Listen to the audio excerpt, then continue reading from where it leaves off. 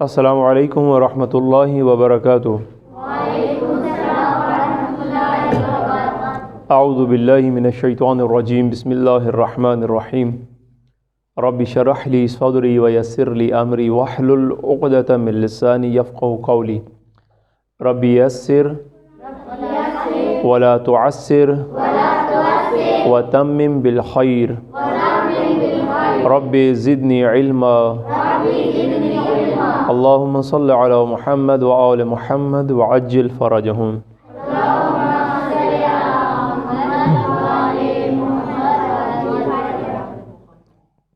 آج کا جو ہمارا درس ہے وہ درس ہمارا تقلید سے متعلق ہے کہ جب ہمیں کہا جاتا ہے یا ہم اپنے اساتید سے سنتے ہیں، ہمارے استاد کہتے ہیں یا ہمارے بزرگ ہمیں کہتے ہیں کہ تقلید کرنی چاہیے۔ ایک درس اور ایک سبق ہمارا پہلے یہیں پہ تقلید پہ ہو چکا ہے، معلوم ہوگا آپ کو کہ تقلید کی کیا ضرورت ہے، اس پہ ہم ایک درس کر چکے ہیں۔ آج یہ جو درس ہے یہ تقلید لازم اور ضروری ہونے کی علت ہے، یعنی اس سے ملتا جلتا ہی ہے، لیکن جو کچھ باتیں اگر اس میں رہ گئی ہیں وہ انشاءاللہ اس میں ہم سمجھیں گے اور پڑھیں گے انشاءاللہ کہ جو تقلید ہے یہ لازمی کیوں ہے، ضروری کیوں ہے۔ علت یعنی اس کی وجوہات، اسباب، کیا علت ہے، کیا وجہ ہے، کیا سبب ہے۔ آپ سارے میری طرف ذہن رکھیں گے دھیان تو میں سمجھا پاؤں گا۔ لکھنا چھوڑ دیں، ابھی کوئی بھی نہ لکھے کہ تقلید کی علت کیا ہے، وجہ کیا ہے، کیا وجہ ہے کہ تقلید لازمی ہے، تقلید ضروری ہے۔ یہ سبق کا مفہوم ہے، یعنی تقلید لازم اور ضروری ہونے کی علت، یہ ہمارا سبق ہے، اور اس کا مفہوم یہ ہے کہ کیا وجہ ہے، تقلید کیوں لازم ہے، تقلید کیوں کرنی چاہیے، کیوں ضروری ہے تقلید۔ سمجھ آ رہی ہے میری باتیں؟ ٹھیک ہے، آتے ہیں سبق کی طرف کہ اسلام، اللہ تبارک و تعالیٰ نے ہمیں مسلمان پیدا کیا، ہمارا دین اسلام ہے، اور دین الہی، جو اسلام ہے الہی دین ہے، اللہ تبارک و تعالیٰ کی طرف سے یہ دین بھیجا گیا ہے، پیش کیا گیا انسانیت کے لیے، اور کامل ترین مکتب ہے، یعنی مکمل ترین مذہب ہے۔ یہ مذہب اسلام مکمل ترین مذہب ہے، ایسی کوئی بات نہیں ہے جو مطلب ایسا کوئی مسئلہ نہیں ہے کہ دنیا میں وہ مسئلہ ہو اور قرآن میں نہ ہو۔ مثلا یہ ایسی کوئی بات نہیں رہ گئی اخلاقی طور پر، مریم، ایسی کوئی بات بھی اخلاقیات میں کہیں، احکام میں کہیں، عقائد میں کہیں۔ ہماری اسلامی تعلیمات کتنے حصے ہیں؟ 3 حصے ہیں۔ اول ہے اسلامی ہمارے اعتقادی تعلیمات، ہمارے عقیدے کی تعلیم، ہمارے اسلامی عملی دستورات ہمارے، اور اخلاقیات۔ یہ اعتقادی تعلیمات یا عملی دستورات یا اخلاقیات کا معاملہ ہو، ان تینوں بابوں کے اندر، ان تینوں سبجیکٹس کے اندر کہیں بھی ذرا سی بھی کوئی کمی نہیں رہ گئی کہ دنیا میں یہ چیز ہو اور اسلام میں نہ ہو۔ ناممکن، بالکل ہے ہی نہیں، مشکل نہیں، ناممکن ہے ہی نہیں ہے کہ دنیا میں کامل ترین مذہب ہے، مکمل ترین مذہب ہے، اس میں جو عقیدہ اسلام نے بتایا ہے سب سے بڑا عقیدہ ہے، مکمل عقیدہ ہے، کامل عقیدہ ہے، اس سے بہترین عقیدہ کسی کے پاس نہیں ہے۔ اگر کہیں عملی دستورات، جو عملی کام، جو عملی دستورات اسلام نے بتائے ہیں، مثلا عملی دستورات میں ہمارے پاس 10 جز آتے ہیں، 10 حصے آتے ہیں کہ جب ہم مکلف ہو جاتے ہیں، کل ہم نے پڑھا تھا اس میں، جب ذمہ دار ہو جاتے ہیں تو درجہ بدرجہ، سٹیپ بائی سٹیپ ہم پہ ذمہ داریاں آتی ہیں، درجہ بدرجہ ذمہ داریاں ہیں۔ ایسا ہے جیسے ابھی آپ مکلف ہو گئے ہیں، مکلف ہونے کے بعد یہ تو نہیں ہے کہ 10 کے 10 ایک ساتھ ہی آپ نے جو فروع دین ہے یا جو عملی دستورات ہیں، مثلا پہلا جو باب آپ پہ واجب ہوا ہے، جو پہلا درجہ ہے وہ نماز ہے۔ اب آپ جو مکلف ہو گئے ہیں سارے، پہلا درجہ کیا ہے؟ نماز ہے، اللہ کے ساتھ اپنی بندگی کو مضبوط کرنا۔ اس کے بعد جب روزے کا وقت آئے گا، جب روزے کے ایام آ جائیں گے، پھر روزہ ہے۔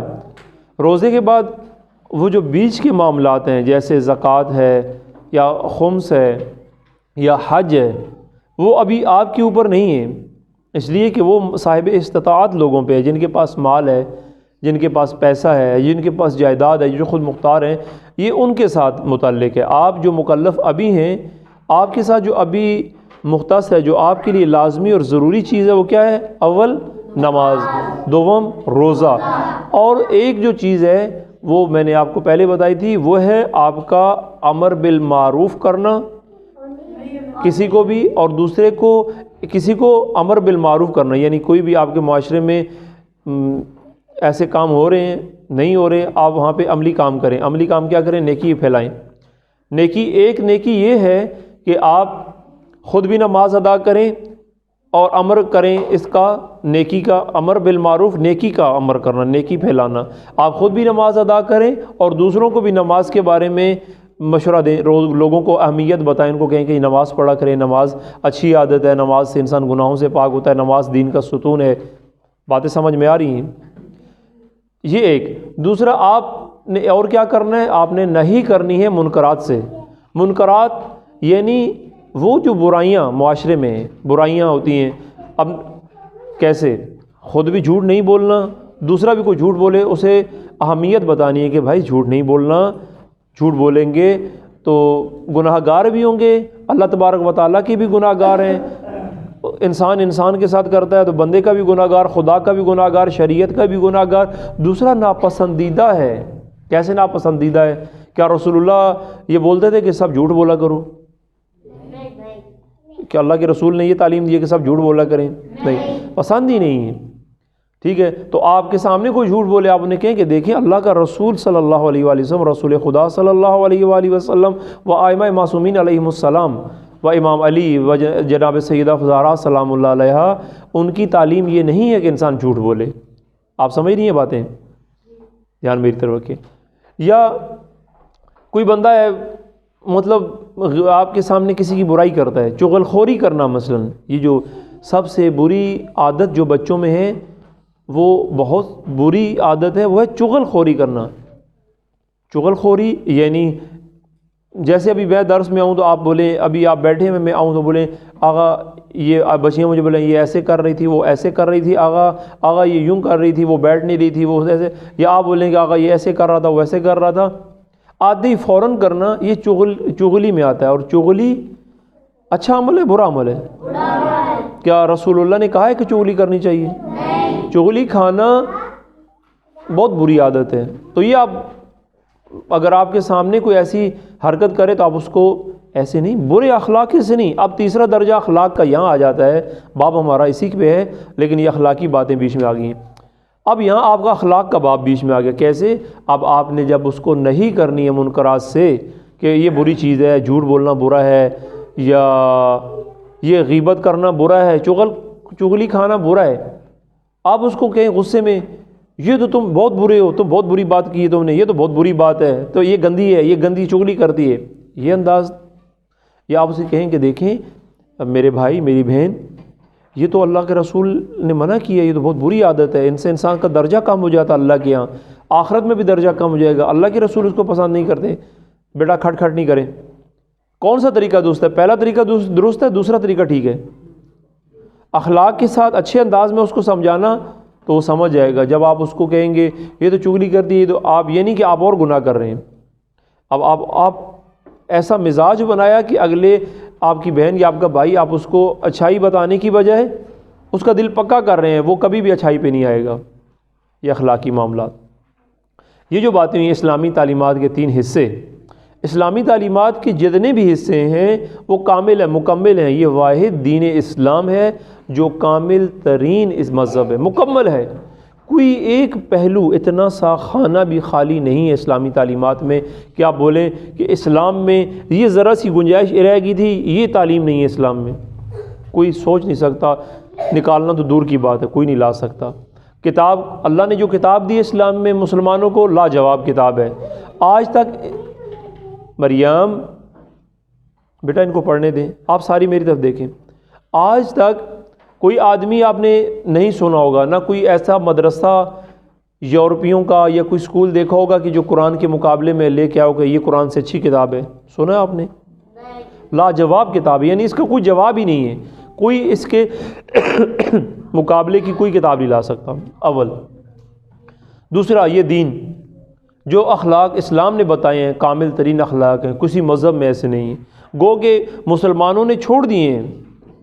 اگر اس بات میں دیکھیں تو ہم مسلمانوں نے اپنے اخلاق پست کر دیے ہیں، ہمارے اخلاق بہت گرے ہوئے ہیں، ہمارے اخلاق بہت گھٹیا حد تک چلے گئے ہیں، اتنے بد اخلاق ہیں ہم لوگ ایک بطور قوم، ایک قوم کے کہ یورپ، ہم لوگ باہر انگریزوں کی، یورپ والوں کی مثال دیتے ہیں، کیسے کہتے ہیں کہ وہ لوگ بڑے اچھے ہیں، کوئی جانور بھی وہاں تڑپ رہا ہو، کوئی بلی تڑپ رہی ہو، اس کو دوڑ کے پکڑتے ہیں، اسپتال لے جاتے ہیں، اس کا علاج کراتے ہیں، کوئی کتا روڈ پہ بھی اگر پھڑک رہا ہو، مر رہا ہو، اس کو لے جاتے ہیں، علاج کراتے ہیں۔ یہاں مسلمان ہیں، مسلمان کے خلاف، مسلمان کو کاٹتے ہیں، مسلمان کی جڑیں کاٹتے ہیں، کہتے ہیں مسلمان ہیں لیکن دل میں ایک دوسرے کے لیے برائی، بغض، یہ اخلاق تو ہمارا ختم ہے۔ تو فرق ہے، دین نے ہر چیز بتائی ہے، یہ اگر ہم عمل نہیں کر رہے، یہ بات سمجھیں، دین نے اخلاق کی بلند ترین چیز سطح بتائی ہے کہ ہمارا دین، ہم اخلاقی طور پہ اگر دین سے عمل کریں تو بہت اوپر ہے، اگر عمل نہ کریں تو ہم گناہ گار ہیں، ہمارا دین خراب نہیں ہے، ٹھیک ہے۔ اس کی جتنے بھی دستورات ہیں، اسلام کی دستورات انسان کی مصلحت کے مطابق ہے، جو ہمارا معاشرہ ہے، ہمارے، یہ باتیں سمجھ میں آ رہی ہیں سمجھ، ٹھیک ہے۔ اسلام کے جتنے بھی دستورات ہیں، عملی دستورات آپ کو بتائے ہیں نا، عملی دستورات کیا ہیں؟ نماز ہے، روزہ ہے، زکوٰۃ ہے، خمس ہے، حج ہے، جہاد ہے، ٹھیک ہے، امر بالمعروف و نہی عن المنکر و الی الآخر، یہ جتنے بھی ہیں یہ انسان کی مصلحت کے لیے، ساری مصلحت کے مطابق ہے، اس میں سے کوئی ایک بھی ایسا نہیں ہے جو انسان کے نقصان میں ہو، کوئی ایک بھی نہیں۔ نماز انسان کے نقصان میں یا فائدے میں؟ اب کون سا فائدہ ہے؟ کیا فائدہ ہے؟ مثال ہے، جلدی سے بتائیں، کوئی ہاتھ کھڑا کر کے بتا سکتے ہیں؟ جی، کیا فائدہ ہے نماز کا؟ کیا فائدہ ہے؟ دیکھیں، ایک تو شاباش، نماز انسان کو اللہ کے قریب کرتی ہے، یہ روحانی فائدہ ہے۔ دوسرا کیا فائدہ ہے؟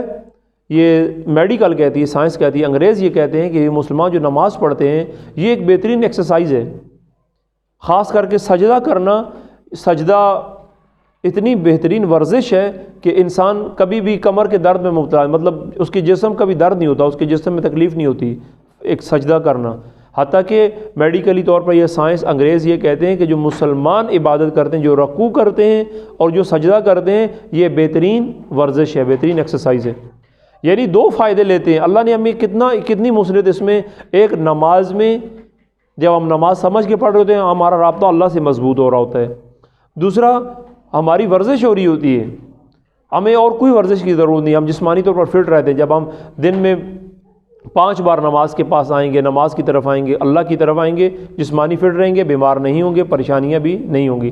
بیٹھ جائیں ادھر، سارے شور نہ کریں، بیٹھ جائیں، بھاگیں دوڑیں نہیں، بیٹھ جائیں۔ اچھا، یہ بات سمجھ میں آ گئی، دین اللہ کا دین ہے، الہی دین ہے، مکمل ترین مذہب ہے، اور اس میں جتنی بھی باتیں مصلحت کے مطابق ہیں، مصلحت کے بغیر نہیں ہیں۔ مار کر مجھے دو جلدی سے، ہوش، دھیان میری طرف رکھو بیٹا، چھیڑو نہیں ان کو۔ اچھا جی، ایک بات یہ کہ وہ جو مطالب اور علوم اور معارف قرآن مجید اور احادیث اہل بیت میں، ان کا سمجھنا اور حل کرنا آسان نہیں ہے، بلکہ خاص مہارت کی ضرورت ہے۔ یہ اس باب میں اب آپ پڑھ رہے ہیں کہ ہمارے دین اسلام میں دین اسلام کی جو تعلیمات ہیں وہ اتنی اعلیٰ لیول کی ہیں، اتنی اعلیٰ سطح کی۔ ایمان سامنے دیکھو، آپ کیوں لکھ رہی ہیں بیٹی؟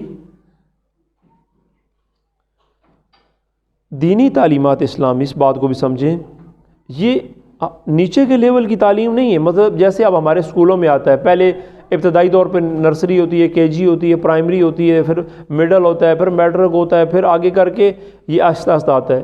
لیکن اسلامی تعلیمات جو اللہ تبارک و تعالیٰ نے یہ تعلیمات بھیجی ہیں انسان کی طرف، یہ بہت اعلیٰ سطح کی ہیں، بہت اوپر کس درجے کی ہیں، اتنی اوپر کے درجے کی ہیں کہ ان کو پڑھ کے، ان پہ عمل کر کے، ان کو سمجھ کے انسان بہت اعلیٰ درجے کا انسان بنتا ہے، چھوٹے درجے کا انسان نہیں بنتا۔ یہ بات سمجھ میں آ رہی ہے؟ اگر اسلامی تعلیمات کو انسان پڑھ لیتا ہے، انسان یاد کر لیتا ہے اور اس پہ عمل کرنا شروع کر دیتا ہے تو کس کے قرب کی طرف جاتا ہے؟ کس کا قرب حاصل کرتا ہے؟ اللہ کا قرب۔ تو جب اللہ کے قریب ہو جائے گا انسان اپنے عمل کے ساتھ، اپنے علم کے ساتھ، وہ انسان تو بہت اعلیٰ درجے کا ہے۔ اس لیے قرآن میں اور اسلام میں جو علوم، جو اسلامی علوم ہیں، جو معارف ہیں، ٹھیک ہے، علوم اور معارف ہیں، اور جو قرآن مجید کی تعلیم ہے، خود قرآن کی آیات اور احادیث رسول اللہ و احادیث ائمہ معصومین، 4-5 چیزیں، اسلامی تعلیمات، اسلامی علوم بے شمار ہیں، وہ آگے اب اس کی باریکی میں نہیں جاتے۔ اسلامی علوم جتنے ہیں، اس کے بعد خود قرآن مجید، اس کے بعد رسول اللہ و ائمہ معصومین کی احادیث، یہ جو چیزیں ہیں ان کا سمجھنا اور حل کرنا مطلب بظاہر آسان نہیں ہے۔ کیسے آسان نہیں ہے؟ اس لیے کہ قرآن ہماری کون سی زبان ہے؟ پنجابی، اردو اسپیکر پاکستانی۔ قرآن کون سی زبان میں؟ عربی۔ اب قرآن ہم عربی میں ابھی سیکھ رہے ہیں، مثلاً ابھی تک ہم 1 سال سے سیکھ رہے ہیں، ابھی 1 سپارے پہ ہیں، مثلاً 1 سپارے پہ ہیں۔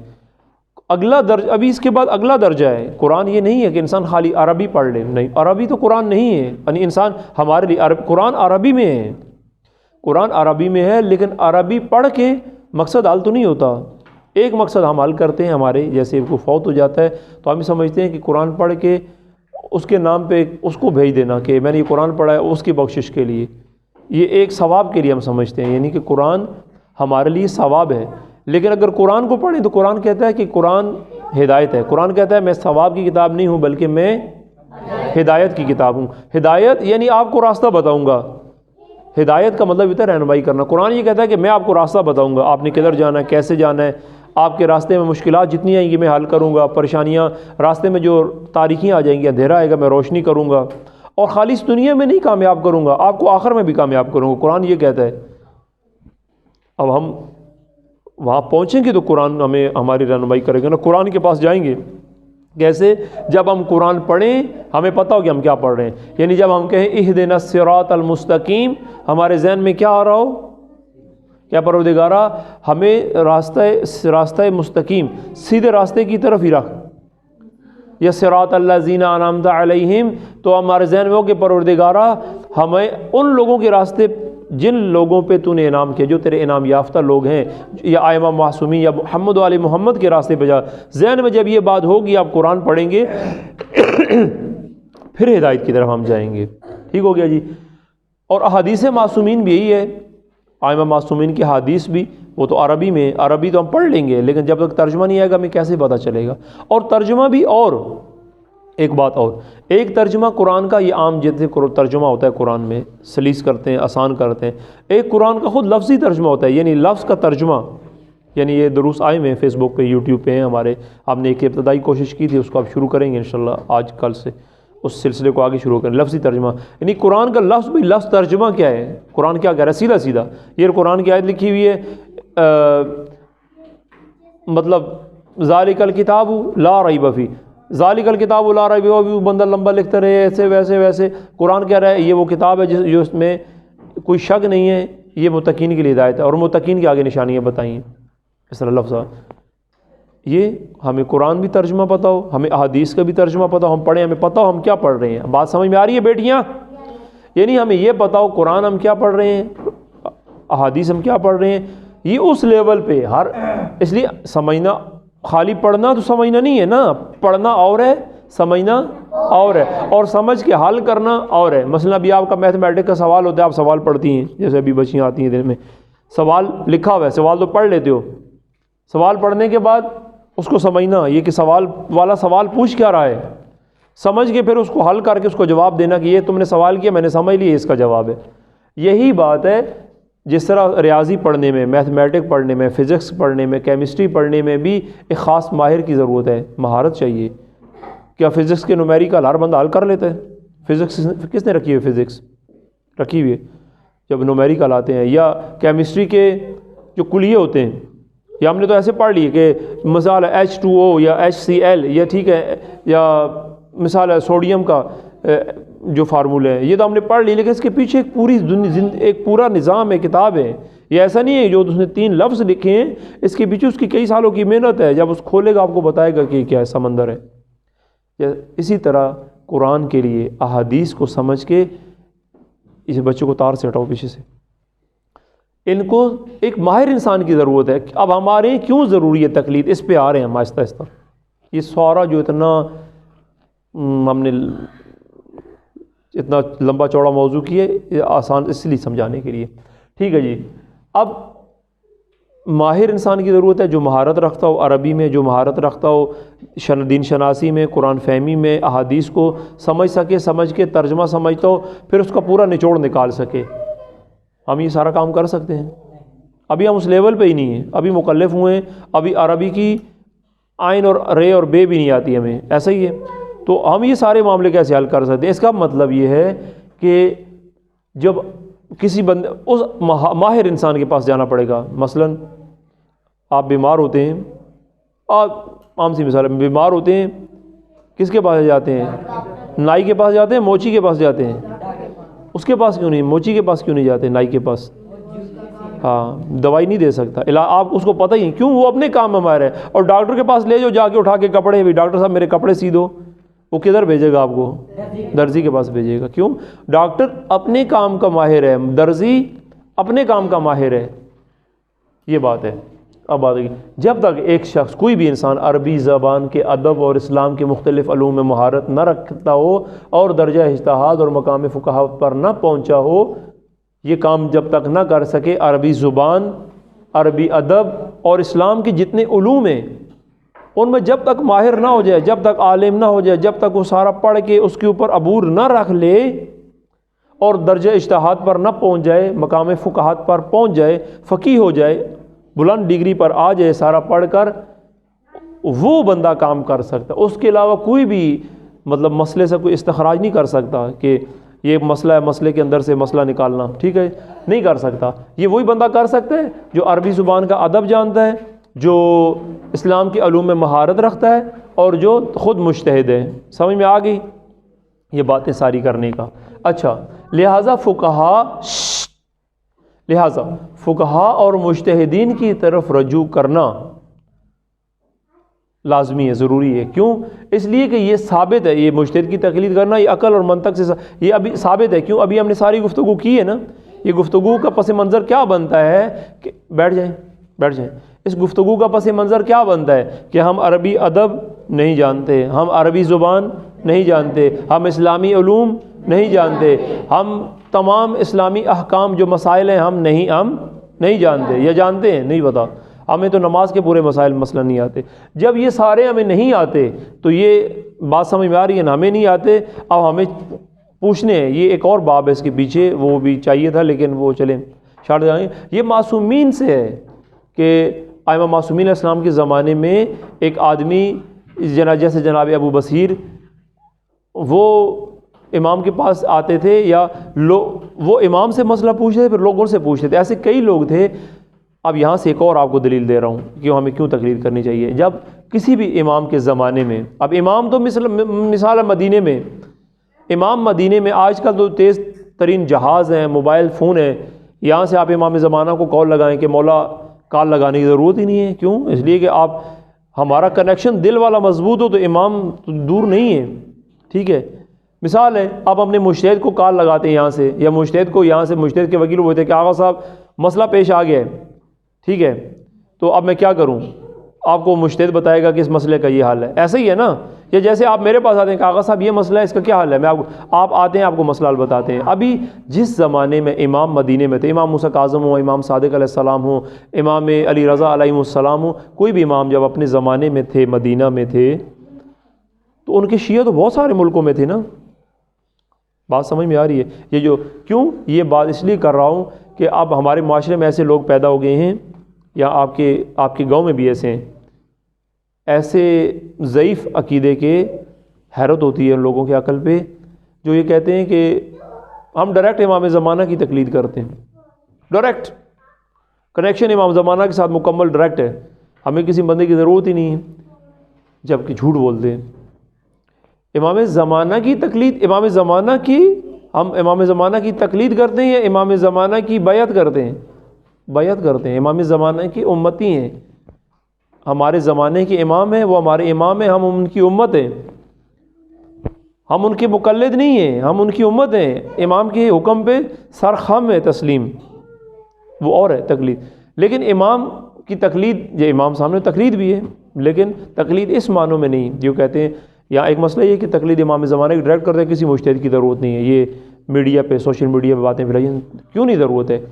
انسان، میں جیسے بتا رہا ہوں، امام کے دور میں ایک ایسے کئی لوگ آئے، انہوں نے بولا کہ مولا آپ ادھر مدینے میں ہوتے ہیں، مثلا ایران سے کوئی بندے آئے، کوئی عراق سے بندے گئے مدینے میں امام کے پاس، کا مولا بھی آپ ادھر مدینے میں ہوتے ہیں، ہمیں اتنے مسئلے پیش آتے ہیں، اس دوران جب ہمیں کوئی مسئلہ پیش آئے ہم کیا کیا کریں؟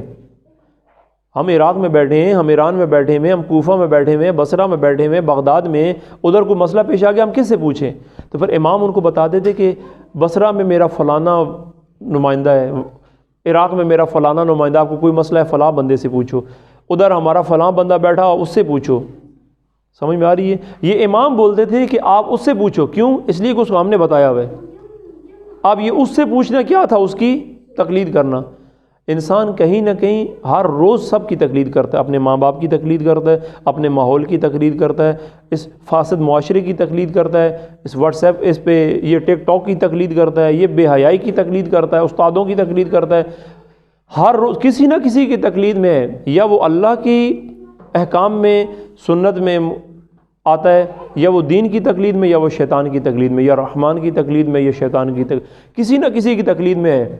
یہ نہیں کہ یہ بندہ کہہ ہی نہیں سکتا کہ میں تقلید میں تو ہے کسی نہ کسی کے۔ ٹھیک ہے، اب بات سمجھ میں آ گئی کہ تقلید اس لیے ضروری ہے۔ ہم تقلید کی اہمیت اس لیے بتا رہے ہیں کہ ہم جب خود عالم نہیں ہیں، خود ہم عربی نہیں جانتے، خود ہم فقہ نہیں جانتے، کچھ بھی نہیں جانتے، کام لمبا ہو گیا، ختم کرتا ہوں اس کو، تو پھر ہمیں تقلید تو کرنی پڑے گی۔ تقلید کس کی کرنی پڑے گی؟ جو ماہر ہوگا۔ اب ادھر ایک آ جاتے ہیں ایک اور بات کہ تقلید کا مطلب آنکھیں بند کر کے کسی کی بات ماننا نہیں ہے۔ مثال وہ بولے میں یہ کہہ رہا ہوں کہ کرو، نہیں، تقلید آنکھیں بند کرنے کا مطلب نہیں ہے۔ کیوں؟ اس کو اسلام بھی منع کرتا ہے، آنکھیں بند کر کے بات نہیں ماننی، بلکہ تقلید اس معنی میں ہے کہ جو شخص بھی دین میں مہارت، ہم دین میں مہارت نہیں رکھتے، ٹھیک ہے، جو شخص بھی دین میں مہارت نہیں رکھتا، ہم دین میں مہارت نہیں رکھتے، اس لیے ہم ایسے شخص کی طرف رجوع کریں جو اسپیشلسٹ ہو۔ مطلب میں خود تو اپنے علاج نہیں کر سکتا، بیمار ہوں، میں بولوں میں خود ہی ٹیکہ لگا لوں گا۔ یہاں ایسے کیس ہوئے ہیں، ابھی یہ پچھلے دنوں ہمارے خود ایک رشتہ دار ہیں، وہ ایک ٹیکہ خود انہوں نے بولا میں خود ہی لگا لوں گا، انہوں نے خود لگایا، وہ ٹیکہ ان کو الٹا ہو گیا، اس ٹیکے کی وجہ سے ان کی موت ہو گئی۔ وہ ٹھیک ٹھاک مطلب ان کا علاج چل رہا تھا، بیمار تھے، علاج چل رہا تھا، ڈاکٹروں نے بولا ٹیکہ لگوانا ہے، بیٹوں نے کہا بھی بلا لیتے ہیں کسی سرجن کو، کسی ڈسپینسر کو، بولا یہ کون سا مشکل کام ہے، یہ ادھر رہو میں خود لگاتا ہوں۔ جو انہوں نے خود لگایا وہ ٹیکہ الٹا ہو، وہ ٹیکہ ان کی جان لے گیا، پچھلے دنوں فوت ہو گئے۔ اسپیشلسٹ نہیں تھے، ان کو کیا پتہ ٹیکہ کیا لگانا ہے۔ اس لیے ہم نہیں جانتے، ہم مہارت نہیں رکھتے دین میں، ہمیں ایسے انسان کی طرف رجوع کرنا پڑے گا جو اسپیشلسٹ ہو دین کا۔ کیوں؟ اس لیے اچھا، اس کی آخری بات، امام حسن عسکری علیہ السلام، صلوات پڑھیں مل کے سارے، اللہم صلی علی محمد وآل محمد وعجل فرجہ۔ امام حسن عسکری علیہ السلام نے بھی اس کے بارے میں بہترین یہ روایت ہمارے پاس موجود ہے، اس کو آپ ایک ایک شیعہ بچے کو زبانی یاد ہونی چاہیے، عربی ترجمہ کے ساتھ۔ امام نے فرمایا، یہ تائید ہو جاتی ہے اس بات سے، کیا کہ آپ کے اوپر لازمی یہ تقلید کریں۔ بیٹیاں میری بات سنیں، ختم ہو رہی ہے بات، آپ بچے بھی، کہ ہمارے لیے لازمی ہے کہ ہم کیا کریں؟ تقلید کریں۔ کیا کریں؟ امام نے کہا کہ آپ کے لیے لازمی ہے کہ تقلید کرو۔ آپ کس کی تقلید کرنی ہے؟ امام بتا رہے ہیں، کہہ رہے ہیں فَأَمَّا مَنْ كَانَ مِنَ الْفُقَهَاءِ، ٹھیک ہے، کہ فقہاء اور مجتہدین میں سے کوئی بھی، فقہاء اور مجتہدین میں سے، فقہاء اور مجتہدین، فقہاء میں سے ایسا شخص، کون؟ فقہاء میں سے ایسی شخص کی تقلید کرو، صائناً لنفسہ، صائناً لنفسہ، اپنے نفس کی حفاظت کرنے والا ہو، اپنے نفس کا محافظ ہو، نفس کے اندر خرابی نہ آنے دے، حلال حرام نہ گھسیڑ دے، اپنے نفس کو گندہ نہ کرے، آلودہ نہ کرے۔ نفس یعنی جان، جیسے ہم بیٹھے ہوئے ہیں، ہمیں پتہ ہی نہیں ہے کہ یہ حلال حرام آنے دو، جو کچھ کھا لو، ادھر منہ مارے، ادھر منہ مارے، ادھر مارے، پاکیزہ نہیں ہے، اس کے ڈوبے میں گھس جو، اس کی مونگ پھلی اٹھا لو، اس کا ساگ کاٹ لو، اس کی چیز اٹھا لو، نہیں، اپنے نفس کو پاک، اپنے نفس کا محافظ ہو، کوئی گندگی اندر نہ آنے دے، پاک۔ تقلید کرنے والا، معصوم نے فرمایا امام حسن عسکری السلام نے کہ لازمی ہے، واجب ہے تقلید کرو، لیکن کس کی کرو؟ فقہاء میں سے اس فقیہ کی، اس مجتہد کی تقلید کرو جو اپنے نفس کی حفاظت کرنے والا ہو۔ حافظاً لدینہ، حافظاً لدینہ، اور اپنے اور دین کا بھی محافظ ہو، اپنے نفس کی بھی حفاظت کرنے والا ہو، نفس کا اس کا نفس پاک ہو، پاکیزہ ہو، نفس پاکیزہ ہو، دین کا محافظ ہو، دین کا نگہبان ہو، مخالفاً علی ہواہ، مخالفاً علی ہواہ، مخالفت کرتا ہو کس کی؟ خواہشات کی۔ ہمیں ہوتے ہیں نا، مثال ہے جو منہ میں جو چیز دل میں آتی ہے کہ یہ لینی، پھر بھاگتے ہیں اس کے پیچھے، بھاگتے ہیں بھی یہ لینا ہے، یہ چیز لینی ہے، امی کو بولتی ہیں یہ چیز لے کے دو، ابو کو بولتے ہیں یہ لے کے دو، یہ لے کے دو، یہ لے کے دو، سائیکل لے کے دو، موٹر سائیکل لے کے دو، یہ اچھے بوٹ لے، مثال ہے ابھی یہ ابتدا ہے ہماری، اب ہم کیونکہ آہستہ آہستہ بڑے ہو رہے ہیں نا، جا رہے ہیں اوپر، ہر شے جو خواہش دل میں آتی ہے ماں باپ کو تنگ کرتے ہیں کہ یہ لازمی چاہیے، لازمی چاہیے، لازمی چاہیے، لیکن کہتے ہیں کہ نہیں، جس مجتہد کی تقلید کرنی ہے، اور مجتہدین آپ دیکھیں آپ ایسے نہیں ہوتے، بہت سادہ زندگیاں، نفس کے محافظ ہوتے ہیں، دین کے محافظ ہوتے ہیں، اور خواہشاں جو خواہشات نفسانی خواہشات کی مخالفت کرنے والے، مثال ہے دل میں کوئی خیال آ گیا کہ یہ شے مجھے چاہیے، فوراً اس کو خیال کرنا، نہ یہ چیز نہیں چاہیے، مجھے کیا ضرورت ہے، مجھے ضرورت نہیں ہے، وہ اس کو بتاتا ہے اپنے نفس کو، شیطان کو خیال ڈالتا ہے کہ یہ چیز تیرے پاس ہونی چاہیے، دیکھو اس کے پاس ہے، اس کے پاس پیاری سی گھڑی ہے، تیرے پاس بھی ہونی چاہیے، فوراً یہ بولے گا ابو مجھے بھی گھڑی چاہیے، لیکن جو مخالفت کرنے والا فوراً دل میں بولے کہ نہیں تمہیں کیا ضرورت ہے گھڑی کی، وہ گھر میں گھڑی لگی ہوئی ہے مثلاً، یہ چلے ایک مثال بندے کے پاس ہلکی سی گھڑی ہے، مثال دے رہا ہوں، تو وہ دوسرے کے پاس دوست کے پاس مہنگی گھڑی دے کے بولے نہیں مجھے بھی یہ دے کے دو بٹنوں والی، یہ آج کل جیسے ٹچ گھڑیاں آ گئی ہیں، تنگ کرے، آپ کے پاس سادہ سا پین ہے اس سے کام ہو رہا ہے، کسی کے پاس دیکھیں اچھا سا پین، گھر آ کے اماں ابا کو تنگ کرو کہ نہیں مجھے تو وہی پین چاہیے جو اس کے پاس تھا، لینا ہے وہی والا بیگ لینا ہے، وہ آج لے کے آیا نا وہ والا، وہ جس کی وجہ گڑیا بنی ہوتی ہے، ٹھیک ہے نا، وہ ڈول والا، وہ سپر مین والا بیگ میں نے بھی لینا ہے، ٹھیک ہے، بیگ اس کے پاس ہے لیکن تنگ کرے گا وہ آئے، یہ خواہشات ہیں بے سبب کی، ضرورت ہی نہیں ہے، جب آپ کے پاس ہے ضرورت نہیں ہے اس کو نہ لو، یہ جو مجتہد ہے خواہشات کو مخالفت کرنے والا ہو، کوئی ذیل میں فالتو خواہشات کرنے والا نہ ہو، آسان ہو گیا۔ معصوم نے فرمایا فقہا مجتہدین میں سے اس مجتہد کی تقلید کرو جو سائنا لنفس سے اپنے نفس کی حفاظت کرنے والا ہو، حافظاً لدین، دین کا محافظ ہونے کے وان ہو، مخالفاً علی ہوا، خواہشات میں نہ پڑا ہو، خواہشات سے دور ہو، اور مطیعاً لامر مولا، اور اپنے مولا آقا، اپنے امام، اپنے مولا، اپنے رسول، اپنے خدا کا مطیع و فرما بردار ہو، اللہ کے رسول کا دین کا مطیع بھی ہو، فرما بردار ہو۔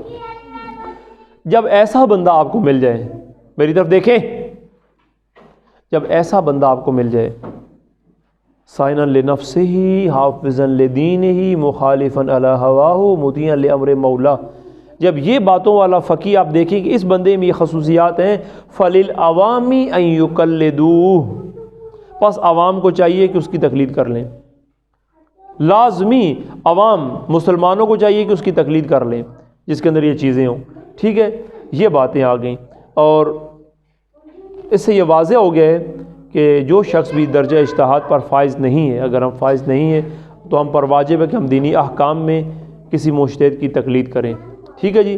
یہ آج کا درس تھا۔ امام حسن عسکری علیہ السلام کی روایت کے مطابق ایسے فقیہ اور مجتہد کی تقلید کرنی ہے جس میں یہ خصوصیات ہوں، اور تاکہ ہم عملی احکام میں کہیں بھی گناہ گار نہ ہو جائیں، ہم ایسا کوئی مسئلہ، مطلب ایک مسئلہ پیش آ جائے اور ہمیں پتہ ہی نہ ہو کہ ہم نے کوئی گناہ کر دیے، کوئی ہم سے حرام کام سرزد ہو گیا، ٹھیک ہے جی۔ یہ آج کا درس ہے، انشاءاللہ اگلے درس کے ساتھ پھر ملاقات کریں گے۔ والسلام علیکم ورحمۃ اللہ وبرکاتہ۔